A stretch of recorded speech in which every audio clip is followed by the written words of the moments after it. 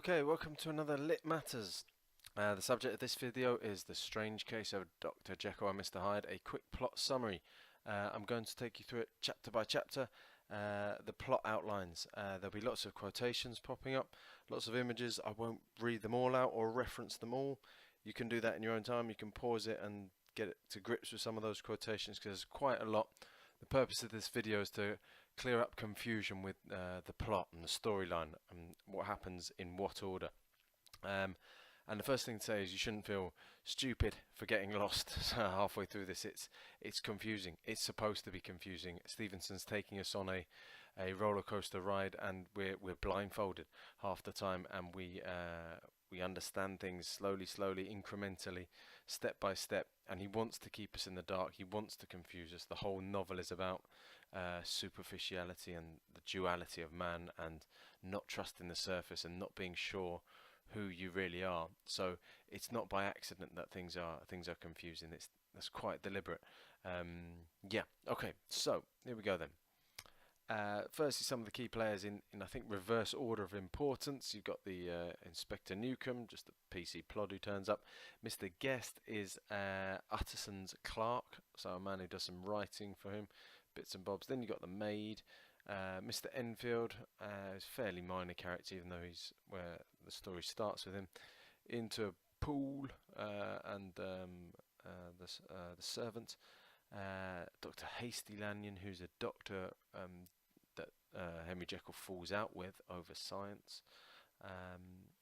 Gabriel Utterson, who is the narrator, and to a large extent the sort of the audience. We are Utterson. We find things out as he does, and we hear things in his words and see things through his eyes. And then of course you've got Dr. Henry Jekyll, and I think most importantly is Mr. Hyde, if we're going to separate the two. But anyway, on we go into chapter 1 then. Okay, the story of the door. This starts fairly simply enough with Utterson and Enfield having a walk. Off they go of their habit, but they go for a wander together, and Enfield tells this story to Utterson of Hyde, who this man who comes running around the corner and runs into a little girl and tramples her calmly. The kid's screaming.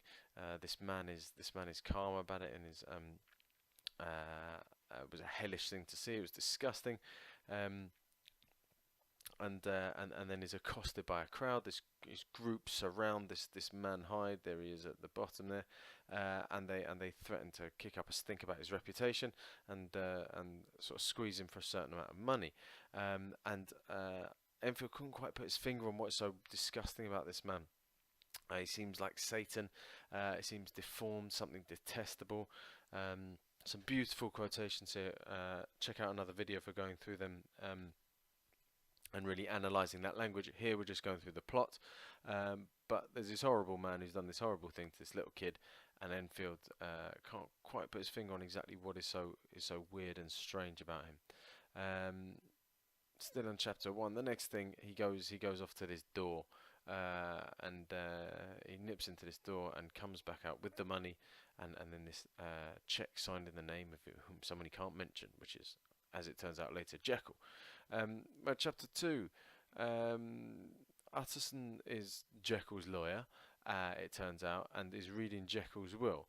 And he's pretty freaked out by it because he reads this quotation on the right that basically if Henry Jekyll dies or if he disappears, then everything's got to go to his friend Edward Hyde. And Utterson's a bit spooked by this. He thinks this Hyde character is blackmailing Jekyll. He thinks it might be something from Jekyll's past coming back to haunt him, and so he wants to do a bit more sniffing around. So he goes off to see Hasty Lanyon, and he says, do you know what's going on? And Lanyon says, I don't see much of him anymore. This Jekyll and I fell out a while ago, and calls his work unscientific balderdash. He says, yeah, they had this dispute over science, which nowadays we don't talk. And so this is all getting more and more mysterious. Utterson's thinking, okay, right, if he's going to be Mr. Hyde, I'm going to be Mr. Seek. And so he determines that he's going to hunt down this Mr. Hyde, and so haunts him, and he's lurking, and he's waiting to try and find who this character is in the sort of gloom of Victorian London. Okay, he finally finds him and accosts him and challenges him on the doorstep there, and Hyde does this kind of hissing and take your breath, won't look at him, legs it straight into the house and disappears. And again, Utterson is there, sort of echoing some of the comments Enfield has made, where he's saying, oh, I couldn't quite put my finger on what was wrong with this guy, but there was something unhuman about him. He seemed alien or sort of animalistic or like a caveman to some degree. So lots of mystery, lots of confusion early on. Okay, so then he checks with the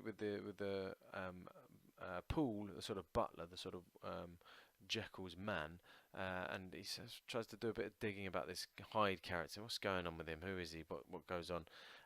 Why does Jekyll trust him so much? And his questions just elicit even more confusion. Not sure why Jekyll trusts him. Not sure what Hyde's got over him.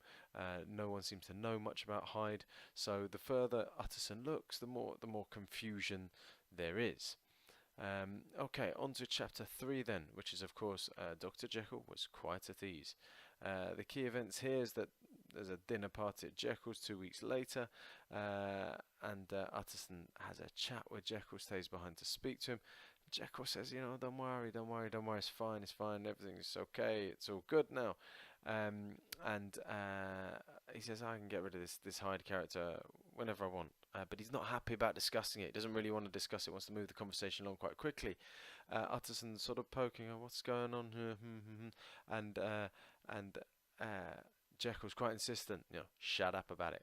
Put it to bed. I don't want to talk about it. It's a private matter. I beg of you, let it sleep. So wants it to sort of go away and squash it. Fairly short chapter, that one. Okay, key chapter next is chapter 4 of the 10, which is of course the Carew murder case.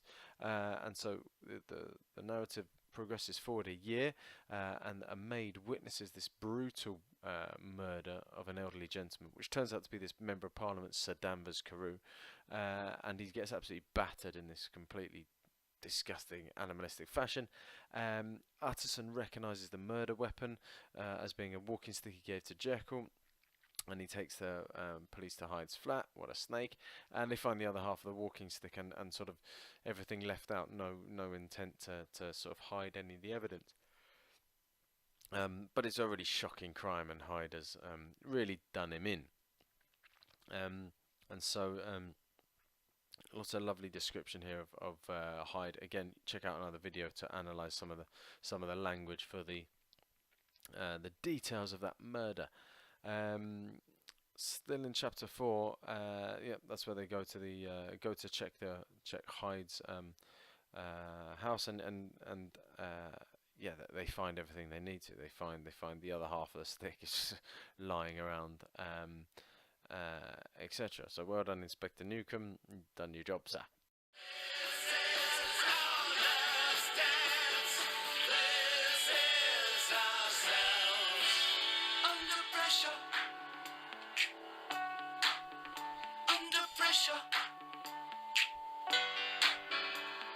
Pressure.